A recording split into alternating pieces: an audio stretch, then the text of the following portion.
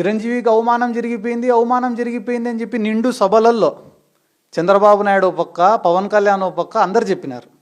సాక్షాత్తు చిరంజీవి గారే నిన్న ఒక ప్రకటన విడుదల చేసినారు. ఏమని? నాకు ఎటువంటి అవమానం జరగలేదు, గౌరవంతో నన్ను ఆహ్వానించి తెలుగు ఫిల్మ్ ఇండస్ట్రీ యొక్క సమస్యలను తెలుసుకొని మాకు లాభం చేకూరే విధంగా ఆనాటి ప్రభుత్వం నిర్ణయం తీసుకునేది తప్ప ఇక్కడ నాకేదో అవమానం జరిగిందని చెప్పి మాట్లాడడం చాలా దురదృష్టకరం.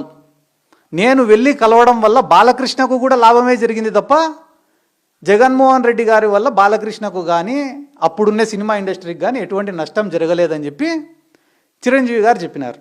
ఏ విషయమైనా తీసుకోండి అన్న, వాళ్ళు పొలిటిసైజ్ చేయాలా. ఓ పక్క మహేష్ బాబుని పిలిపించినారు, ప్రభాస్ను పిలిపించినారు, వీళ్ళందరినీ పిలిచి అవమానించినారు అని చెప్పి చిత్రీకరిస్తున్నారు. మాకేమవసరం అన్న?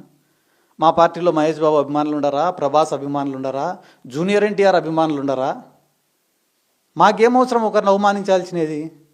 ఈరోజు ఇదే తెలంగాణలో తెలంగాణ ముఖ్యమంత్రి అయిన రేవంత్ రెడ్డి గారిని ఒకరోజు ప్రొడ్యూసర్లు, ఒకరోజు డైరెక్టర్లు, విడతల వారీగా సినిమా హీరోలు పోయి బొకేలు ఇచ్చి శాల్వాలు కప్పి కలుస్తున్నారు కదా.